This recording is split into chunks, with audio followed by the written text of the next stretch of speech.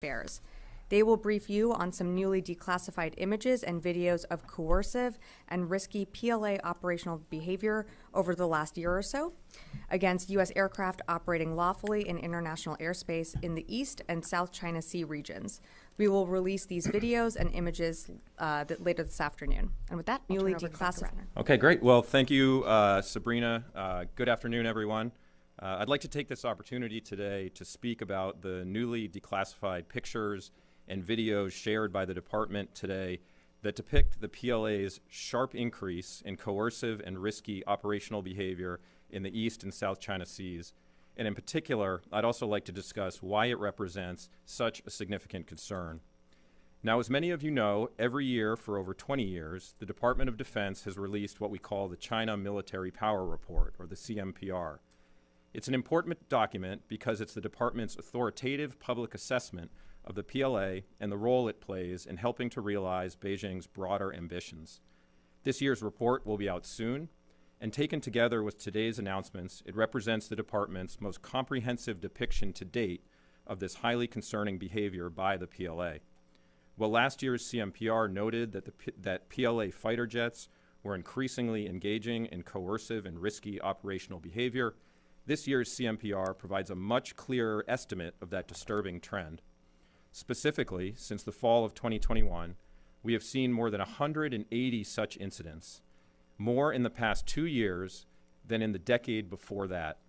That's nearly 200 cases where PLA operators have performed reckless maneuvers or discharged chaff or shot off flares or approached too rapidly. I just want to say that this is not my quality. Like, this is literally not, this is not me.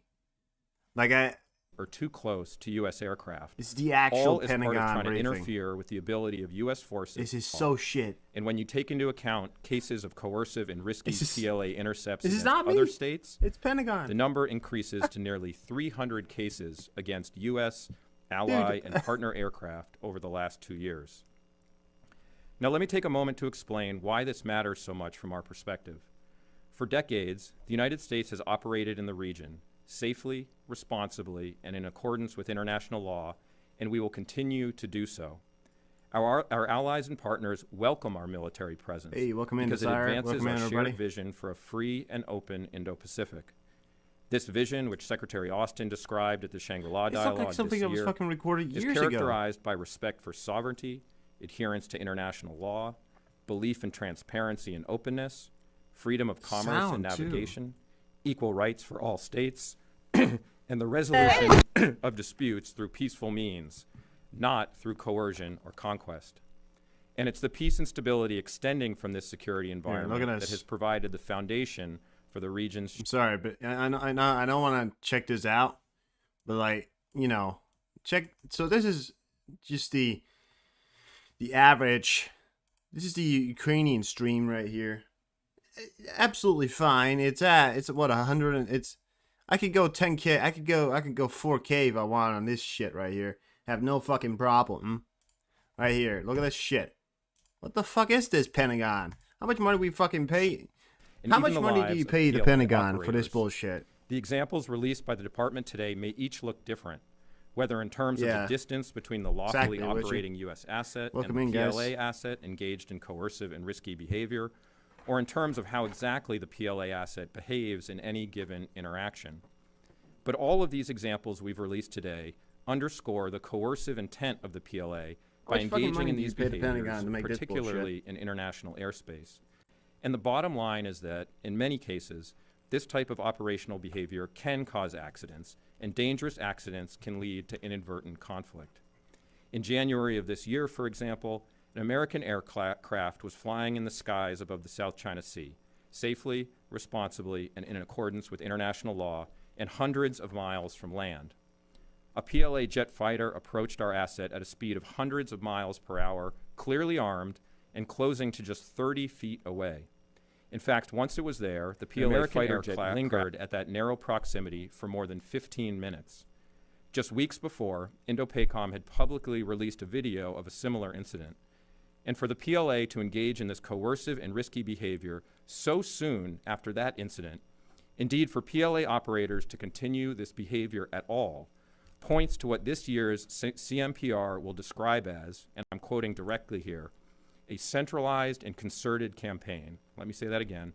A centralized and concerted campaign to perform these risky behaviors in order to coerce a change in lawful U.S. operational activity and that of U.S. allies and partners. We've also witnessed PLA pilots deliberately interfere with and create turbulence for U.S. operators by flying in front of U.S. aircraft at close distances. Photos from an incident in January 2022 show a PLA fighter jet crossing in front of a lawfully operating U.S. asset at a distance of just 100 yards, forcing the U.S. pilot to fly through the PLA's wake. Again, this is at speeds of hundreds of miles an hour and at an altitude of tens of thousands of feet. And this is not a one-off occurrence. In May of this year, as many of you know, INDOPACOM released a video of a PLA aircraft speeding along a U.S. aircraft before cutting in front of it. You can even see the physical effects of the resulting turbulence on the aircraft and the crew. This is yet another disturbing sign of the PLA's coercive and risky operational behavior at a time when the PRC has declined our invitations to open lines of military-to-military communication at the senior-most levels. These images and videos speak for themselves. U.S. planes are operating safely, responsibly, and in accordance with international law. Indeed, the skill and professionalism of American service members should not be the only thing standing between PLA fighter pilots and a dangerous, even fatal accident. Yet, time after time, that is exactly what has prevented a disaster in the East and South China Seas. As Secretary Austin has said on numerous occasions, the PRC can and must end this behavior, full stop. For our part, the Department will continue to raise awareness about the dangers of the PLA's coercive and risky operational behavior. We will also continue to seek open lines of military-to-military communication. I'm gonna be honest with you, I don't really give a fuck about all this bullshit. Because what the fuck do I need to hear all this bullshit about? I don't need to hear all that stuff about everything. You know, here's the standard line. We're going to continue to work with them and we're going to continue to monitor the situation. That's what he's going to say. There's nothing new about it. I'm not going to sit there and watch that bullshit stream. You pay millions, billions of dollars in taxes. They can't even figure out how to do the most basic things. Which is what? Figure out how to fucking put a live together that actually fucking works. Is that such a fucking hard thing to do nowadays? I mean, Jesus fucking Christ, right? Alright, well, listen. We're gonna just set up the stream here in the background.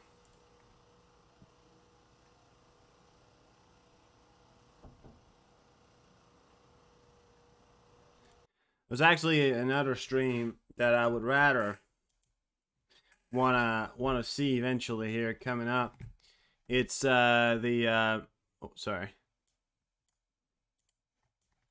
It's the apparently some kind of Pentagon bullshit. But there's a video or another stream for the White House that the press secretary is gonna be speaking about in her Air Force One jet. So that's gonna happen. That's in 3 hours. Yeah, I'm not gonna do that. Because if I thought they were gonna talk about Israel, Martin, welcome in. They're not gonna talk about Israel. I know they're not gonna talk about Israel. Because it's the same bullshit every fucking time. So, listen. What we will do is that we will, it's a good way for me to just test if the stream is working. The stream is working now. The stream seems to be doing much, much better. Which is good for us, good for everybody. So we'll be back later with the official stream, which will contain my. Yeah, that was baloney. A lot of baloney. Yeah, and I'll be back later with a stream containing my news. I will have put together a document of news to give you guys, and we will do that. And then when we're done with that, we'll go through that all day and see what happens, and so all the good stuff. So yeah, I'll be back in some time. Okay. Well, sorry. I know it's a bit annoying, but don't worry. 1 hour. 1 hour, we'll be back.